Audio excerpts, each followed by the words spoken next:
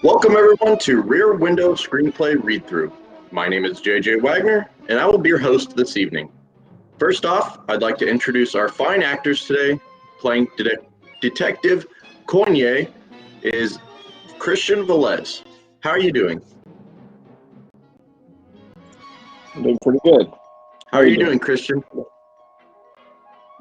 Where are you Doing joining us pretty good. How from you doing? today? Omaha, Nebraska. Awesome.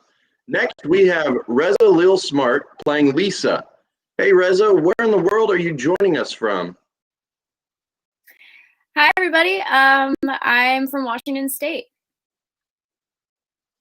Great. And lastly, we have Jared Chernoshek playing Jeff. How's it going, Jared? Where are you today? Hey, it's going well. I am joining from here in Omaha, Nebraska. Awesome. All right, let's get into it. To set the scene, LB Jeffries is stuck at home, which sounds a little familiar. Jeffries got into an accident and is forced to roll around in a wheelchair. Being a photographer, he spends his days peeping outside of his window to all of his curious neighbors he can see. It's when Jeff believes he witnesses a murder does our story begin to get interesting. Outside of the neighborhood, some of the neighborhood is still awake. Jeff is not. He is asleep in his wheelchair, leg in a cast, propped up. A shadow of some other person creeps over his face, his eyes open. The screen is filled with the eyes, nose, and mouth of a woman coming nearer and nearer to kiss Jeff. The two big profiles fill the screen. The girl kisses Jeff firmly, but not passionately.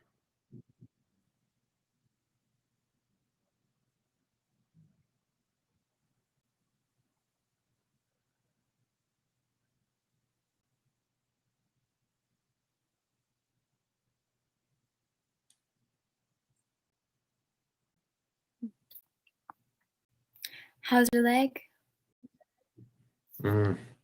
Hurts a little. And your stomach? Empty as a football. And your love life?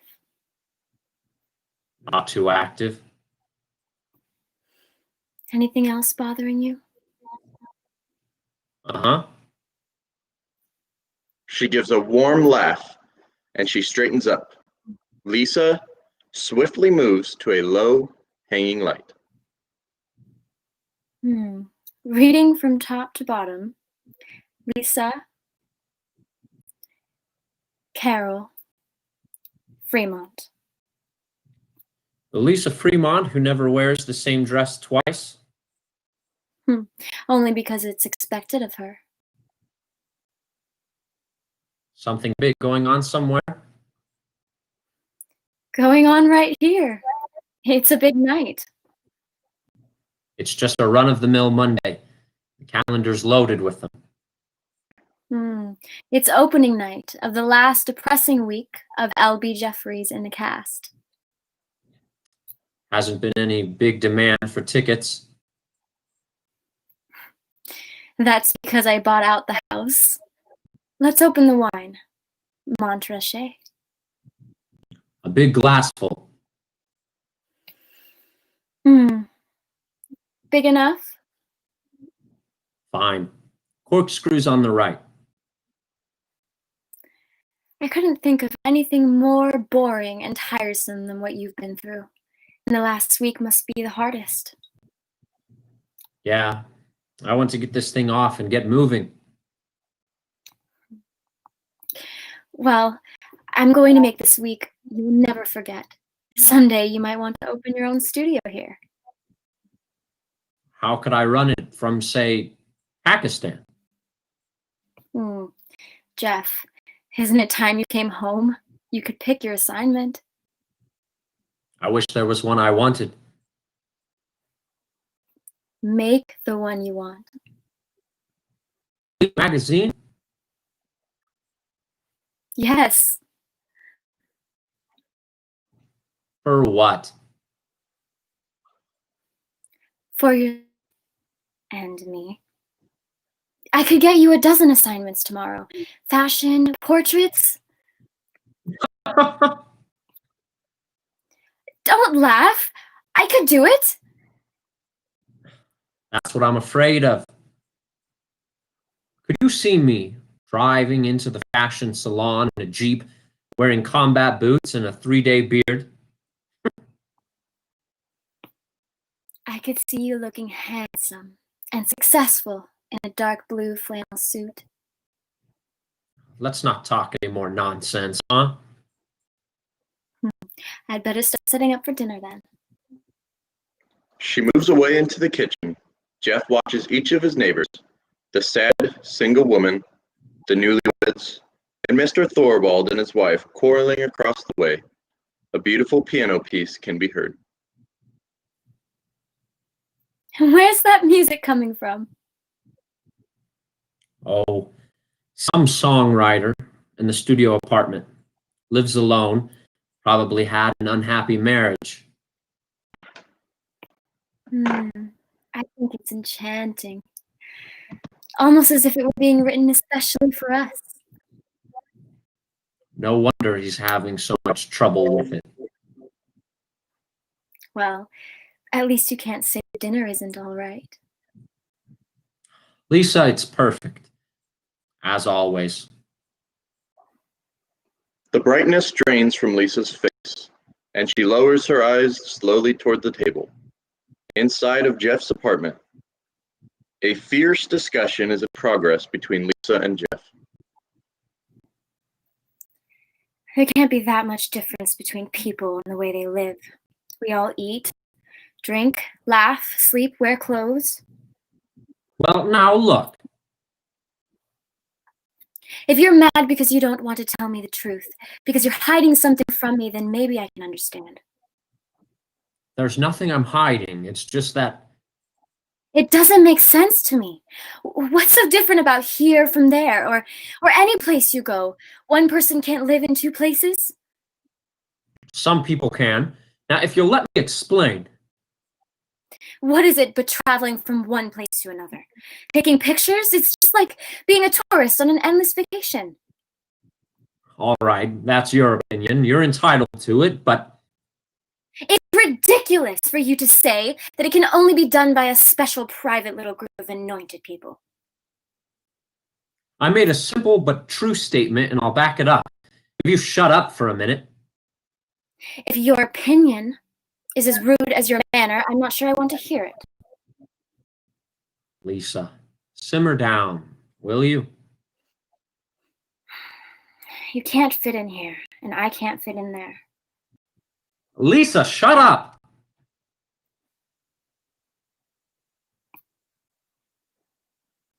Did you ever eat fish heads and rice? Of course not. Well, you might have to if you went with me. Ever tried to keep warm in a C-54 at 15,000 feet, 20 degrees below zero?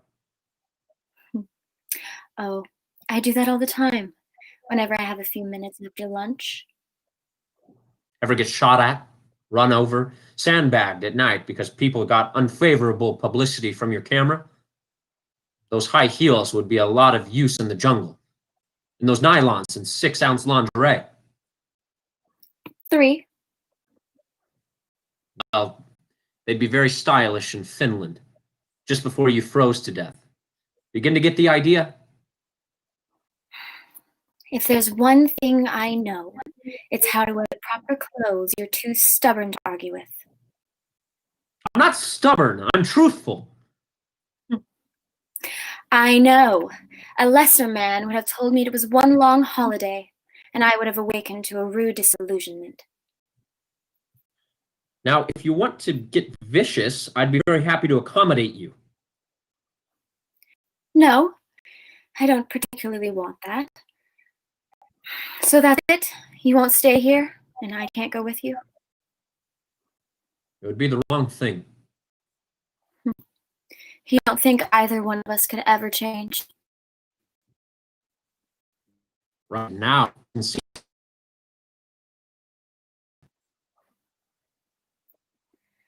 I'm in love with you. I don't care what you do for a living. Somehow I would just like to be a part of it. And it's deflating to find out that the only way I can be part of it is to take out a subscription to your magazine. I guess I'm not the girl I thought I was.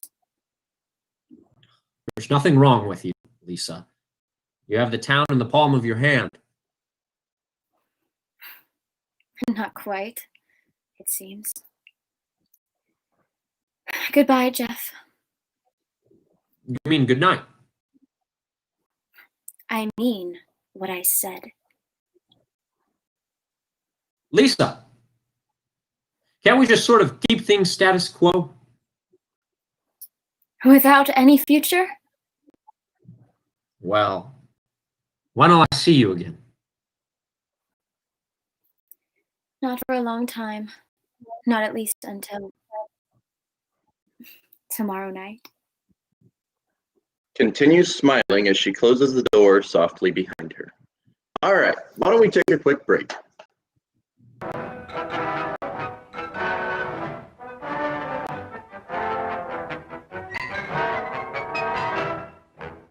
Good evening, and thank you for allowing me to come into your living rooms.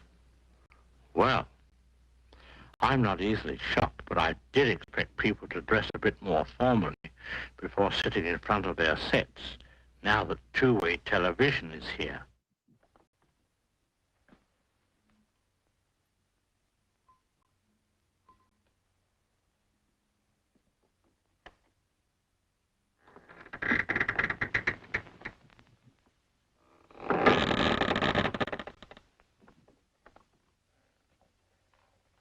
There, that's better.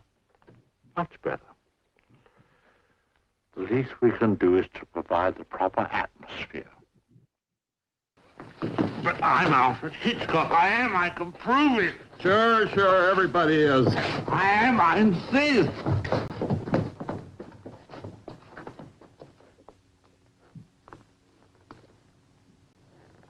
An astounding hoax. He carried off the impersonation brilliantly, except for one thing. Bubble gum in his pocket, indeed. Alfred Hitchcock wouldn't be caught dead with a bubble gum in his pocket.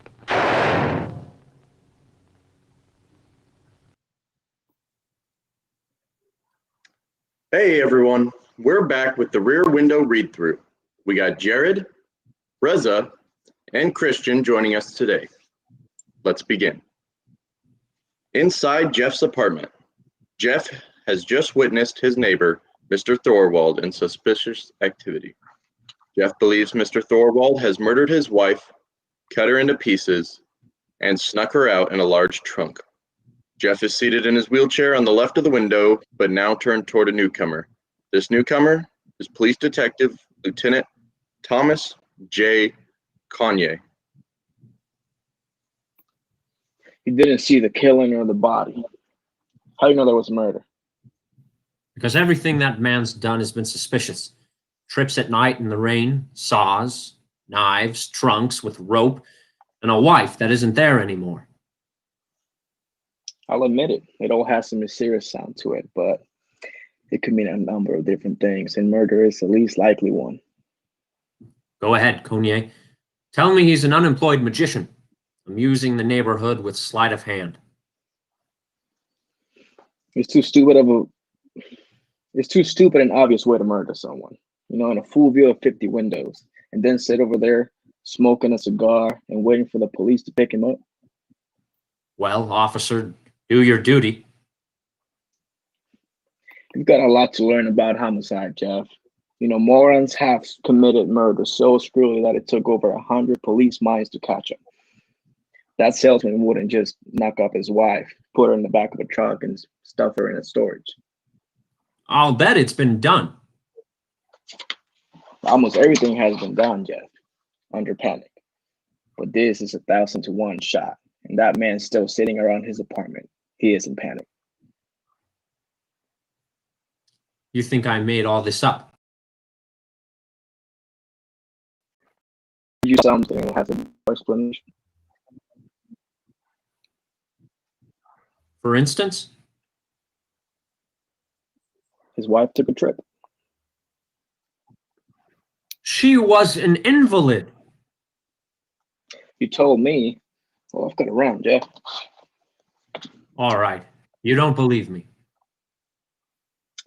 I want to report it to the department. All right, let me poke into it a little bit on my own, and there's no point of getting you any ridiculous publicity. Thanks.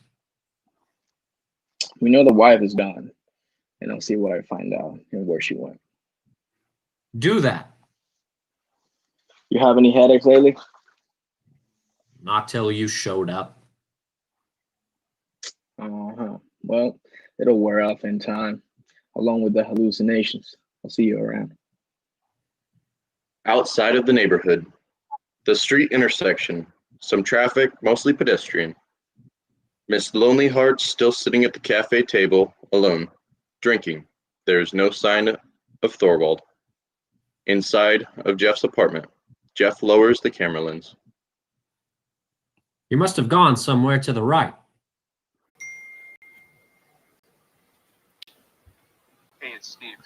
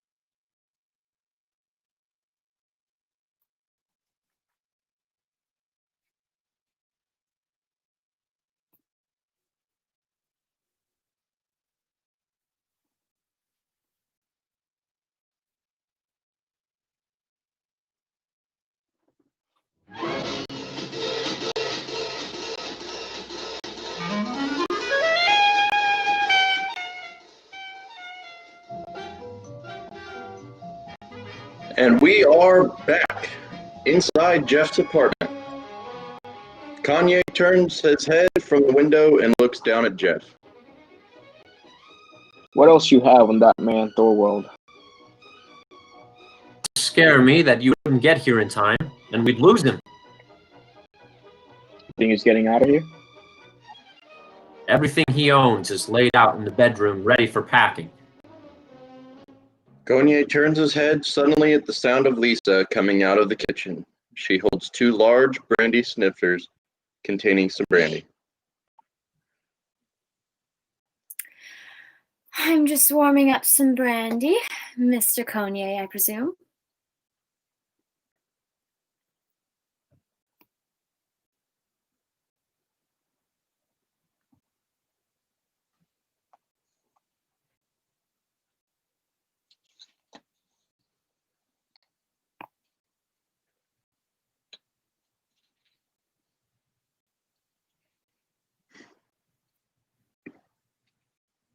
Tom, this is Miss Lisa Fremont.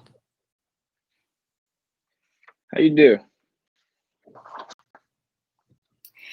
We think Thorwald's guilty. She turns around and goes right back into the kitchen. Cognier stares after her, ignoring her remark, still not recovered from the first sight of her attractiveness. Cognier spots the open overnight case with its displayed lingerie. Slowly, Cognier's eyes travel back to Jeff. Careful, Tom. Cognier's eyes travel past Jeff to look out the window. The sound of the phone ringing is heard. Jeff picks up the phone. Hello? Just a minute, please. Jeff hands Cognier the phone. Cognier speaking? Uh-huh. Yeah? Okay, thank you. Goodbye. Lisa comes back in with her own brandy snifter, rotating it. The coffee will be ready soon. Jeff, aren't you going to tell him about the jewelry? Jewelry? He has his wife's jewelry hidden in among his clothes over there. You sure it belongs to his wife? It was in her favorite handbag. And Mr. Cognier, that can lead to only one conclusion. No.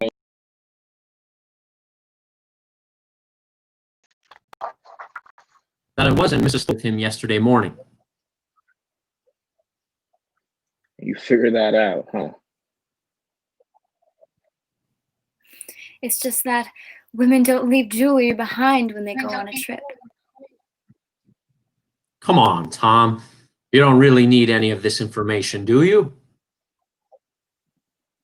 As a matter of fact, I don't. Lars Thorwald is no more murderer than I am. You mean you can explain everything that went on over there and is still going on? No, and neither can you. See, that's the secret in a private world you're looking at into there. You know, people do a lot of things in private and they couldn't explain in public. Like disposing of their wives. Get that idea out of your mind. It will only lead you into the wrong direction. But Tom, the saw, the knives. Did you ever own a saw, Jeff? Well, in the garage back home, we... And how many people did you cut up with it? Or with the couple of hundred knives you probably owned in your lifetime? But I'm not a killer. Your logic is backward. You can't ignore the wife disappearing. And the trunk? And the jewelry? I checked the railroad station. He bought a ticket. He put her on the train 10 minutes later. Destination, Marriottsville. Witnesses. This is deep. Well, it might have been a woman, but it couldn't have been Mrs. Thorwald. That jewelry... Look, Mrs. Fremont, that feminine intuition sells magazines, right? But in real life, it still is a fairy tale. I don't know how many wasted years I spent running down leads based on women's intuitions. I take it you didn't find the trunk? And this is just an old speech you once gave at the policeman's ball. I found the trunk half an hour after I left here. Of course, it's normal for a man to tie his trunk up with a heavy rope. When the lock is broken, yes. What was in the trunk? Surely note to me. Mrs. Thorwald's clothes, clean, carefully packed, not too stylish but presentable. Didn't you take it to the crime lab? I sent it on its merry way and legal way. Why? When a woman only goes on a simple trip, does she take everything she owns? Let the female psychology department handle that one. I would say that it looked as if she wasn't coming back. That's what they call a family problem. If his wife wasn't coming back, well, why didn't he tell his landlord? I'll answer it for you. Because he had something to hide. Now, What do you say we sit down to a quiet, friendly drink or two, forget all about this, and tell lies about the old days and the war, huh? You're through with the case? There isn't any case to be through with, Mrs. Fremont. Now let's get down to that friendly drink. Lisa and Jeff glare at him quietly. Well, I guess I better get home and get some sleep. If you need any more help, Jeff, consult the yellow pages of your telephone directory. I hate funny exit lines. And that was the Rear Window read-through. Thanks to Christian, Jared, and Reza for reading parts today. Hope everyone has a fine day. Goodbye now.